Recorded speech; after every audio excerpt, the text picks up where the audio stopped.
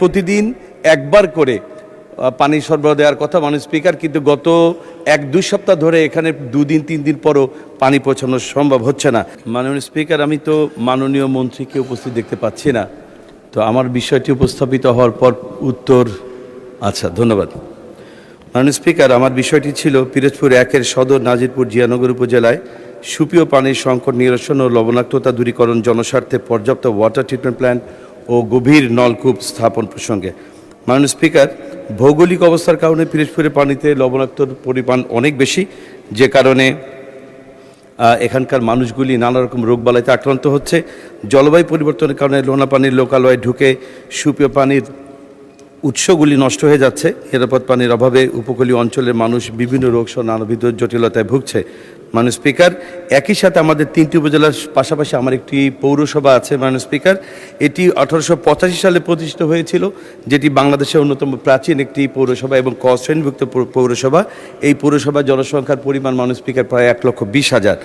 কিন্তু দুর্ভাগ্যজনক হলো সত্য যে আমাদের এখানে একটি মাত্র ওয়াটার ট্রিটমেন্ট প্ল্যান্ট থাকার কারণে প্রতিদিন এখানে প্রায় 20 ঘন্টা 6টি মোটর পাম্পের মাধ্যমে মাত্র 40 ভাগ এলাকায় পানি সরবরাহ দেওয়া সম্ভব হয়। মাননীয় স্পিকার, এখানে প্রতিদিন 3 লক্ষ পানির উৎপাদন আছে, অথচ চাহিদা আছে 9 লক্ষ লিটারের।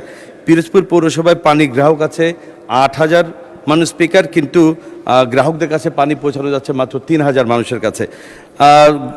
এখানে প্রতিদিন একবার করে পানি সরবরাহ দেওয়ার কথা মাননীয় স্পিকার, কিন্তু গত 1-2 সপ্তাহ ধরে এখানে 2 দিন 3 দিন পরও পানি পৌঁছানো সম্ভব হচ্ছে না।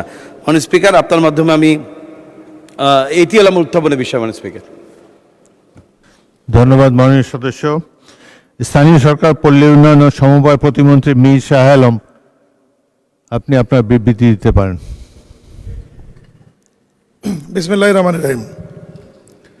মাননীয় স্পিকার, আপনার মাধ্যমে সবাইকে সালাম, আসসালামু আলাইকুম রহমতুল্লাহ।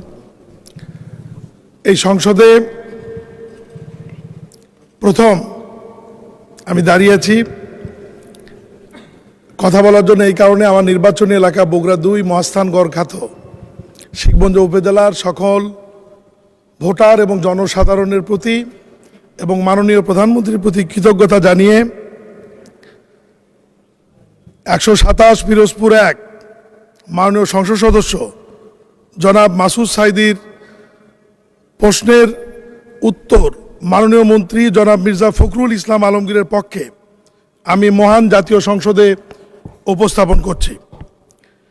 স্থানীয় সরকার বিভাগের আওতাধীন জনস্বাস্থ্য প্রকৌশল অধিদপ্তর কর্তৃক পিরোজপুর 1 এর সদর নাজিরপুর জিয়ানগর উপজেলায় সুপেয় পানির সংকট নিরসন ও লবণাক্ত দূরীকরণে জনস্বার্থে পানির উৎস স্থাপন করা হচ্ছে। উপকূলীয় জেলাসমূহে বৃষ্টির পানি সংরক্ষণের মাধ্যমে পানি সরবরাহ প্রকল্প জুলাই 2022 থেকে ডিসেম্বর 2026 শীর্ষক প্রকল্পের আওতায় পিরোজপুর জেলা সদর উপজেলার 2,279টি, নাজিরপুর উপজেলায় 2,734টি, জিয়ানগর উপজেলায় 3,245টি রেইন ওয়াটার হারভেস্টর বরাদ্দ প্রদান করা হয়েছে।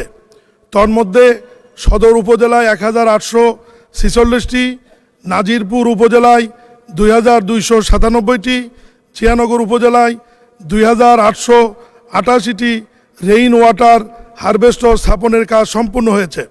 সমগ্র দেশে নিরাপদ পানি সরবরাহ প্রকল্প জানুয়ারি 2020 জুন 2026 শিক্ষক প্রকল্পের আওতায় বিগত 6 অর্থ বছরে পিরোজপুর জেলা সদরের উপজেলার 710টি গভীর নলকূপ, 284টি রেইন ওয়াটার হারভেস্টর, 18টি কমিউনিটি ভিত্তিক পানি সরবরাহ ইউনিট, নাজিরপুর উপজেলায় 1046টি গভীর নলকূপ, 232টি রেইন ওয়াটার হারভেস্টর, 18টি কমিউনিটি ভিত্তিক পানি সরবরাহ ইউনিট, জিয়ানগর উপজেলায় 135টি গভীর নলকূপ, 575টি রেইন ওয়াটার হারভেস্টর, 6টি কমিউনিটি ভিত্তিক পানি সরবরাহ ইউনিট বরাদ্দ প্রদান করা হয়েছে।